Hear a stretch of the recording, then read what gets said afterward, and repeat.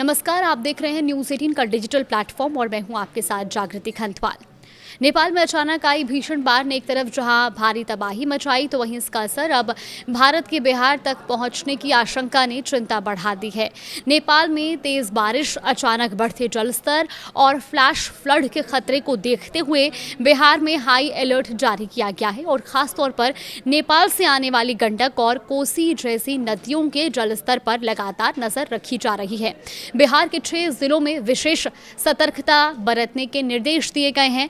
वहीं भारत नेपाल सीमा पर तैनात सशस्त्र सीमा बल यानी कि एसएसबी ने भी अपनी रेस्क्यू टीमें अलर्ट कर दी हैं। इस बीच बिहार के मुख्यमंत्री सम्राट चौधरी से केंद्रीय गृह मंत्री अमित शाह ने भी बातचीत की है और सबसे पहले आपको बताते हैं कि बिहार में अचानक बाढ़ का खतरा आखिर क्यों बढ़ रहा है।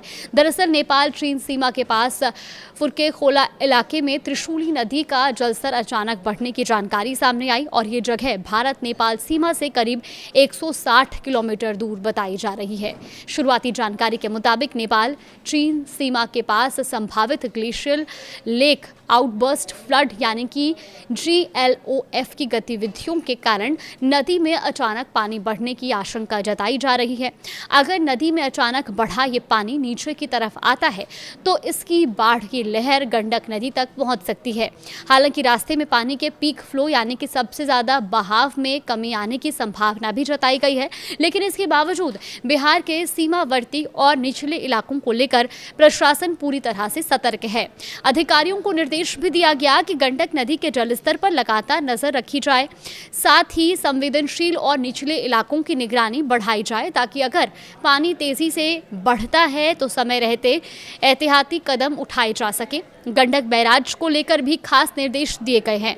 अधिकारियों को ये कहा गया है कि जरूरत पड़ने पर गंडक बैराज के गेट का संचालन इस तरह किया जाए कि अचानक आने वाले अतिरिक्त पानी को सुरक्षित तरीके से आगे निकाला जा सके। इसका मकसद नदी में अचानक बढ़ने वाले पानी के दबाव को नियंत्रित करना और डाउनस्ट्रीम यानी कि नदी के नीचे की ओर आने वाले इलाकों में खतरा कम करना है। और अब बात उन जिलों की जहां खास निगरानी रखी जा रही है। दरअसल गंडक बेसिन में पश्चिम चंपारण, पूर्वी चंपारण, गोपालगंज, सारण और वैशाली जैसे जिले आते हैं, तो वहीं कोसी बेसिन में सुपौल, सहरसा, मधेपुरा और साथ ही अररिया जैसे जिले शामिल हैं। नेपाल से आने वाले पानी और नदियों के जलस्तर में अचानक बढ़ोतरी की स्थिति में इन जिलों के निचले और संवेदनशील इलाकों में परेशानी बढ़ सकती है और इसी वजह से अधिकारियों को तटबंधों, नदी के जलस्तर और साथ ही संभावित जलभराव वाले इलाकों पर लगातार नजर रखने के निर्देश दिए गए हैं।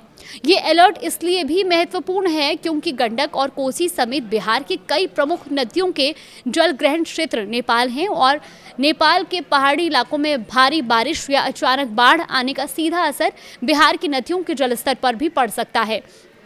इस समय बिहार में पहले से ही कई नदियों के बढ़ते जलस्तर ने चिंताएं बढ़ा रखी हैं और ऐसे में राज्य के आधिकारिक फ्लड फोरकास्ट सिस्टम में 23 अगस्त के आंकड़ों के मुताबिक कोसी, गंडक और गंगा समेत कई नदियों के अलग अलग गेज स्टेशनों पर जलस्तर चेतावनी या खतरे के निशान के आसपास या उससे ऊपर दर्ज किया गया था।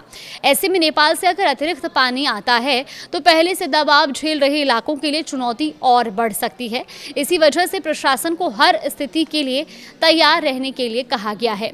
नेपाल से मिलने वाली हर सूचना को गंभीरता से लेने और जरूरत पड़ने पर स्थानीय स्तर पर तुरंत कदम उठाने के निर्देश भी दिए गए हैं। अब बात करते हैं भारत नेपाल सीमा पर तैनात एसएसबी की तैयारियों की। तो नेपाल में अचानक आए फ्लैश फ्लड के बाद सशस्त्र सीमा बल यानी कि एसएसबी ने अपनी तैयारियां तेज कर दी हैं। एसएसबी ने तत्काल राहत और बचाव अभियान के लिए 11 रेस्क्यू एंड रिलीफ टीम यानी कि RRT को अलर्ट किया है। इसके अलावा 7 अतिरिक्त टीमों को स्टैंड बाय पर रखा गया है। सीमा पर तैनात एसएसबी की बटालियनों को हालात पर नजर रखने के लिए भी और साथ ही स्थानीय प्रशासन के संपर्क में रहने के निर्देश दिए गए हैं। तो जरूरत पड़ने पर एसएसबी की टीमें राज्य सरकार और स्थानीय प्रशासन के साथ मिलकर रेस्क्यू, राहत और इमरजेंसी ऑपरेशंस में मदद करेंगी। और ये अलर्ट कोसी और नारायणी नदी बेसिन में बढ़ते जल प्रवाह के अनुमान और नेपाल की छोटी नदियों में अचानक बाढ़ की आशंका के बीच जारी किया गया है। इसके अलावा उत्तर प्रदेश और उत्तराखंड के उन संवेदनशील जिलों पर भी नजर रखी जा रही है जो घाघरा यानी की कर्णाली और साथ ही महाकाली नदी से जुड़े हैं। यानी नेपाल में बाढ़ की स्थिति सिर्फ बिहार के लिए ही नहीं बल्कि भारत के नेपाल सीमा से जुड़े दूसरे राज्यों के लिए भी चिंता का विषय बनी हुई है। अब आपको नेपाल के रसुआ जिले की स्थिति भी बताते हैं, जहां बुधवार सुबह अचानक बाढ़ आई और भारी तबाही मची। दरअसल रसुआ में तिब्बत की ओर से आए तेज पानी के बाद भोटेकोशी नदी का जलस्तर अचानक बढ़ गया। पानी इतनी तेजी से बढ़ा कि टिमुरे, बाजरा और आसपास के इलाकों में बाढ़ का पानी फैल गया और इसके कई घर, वाहन और दूसरी संपत्तियां प्रभावित हुई हैं। सड़क और पुलों को भी भारी नुकसान पहुंचा है।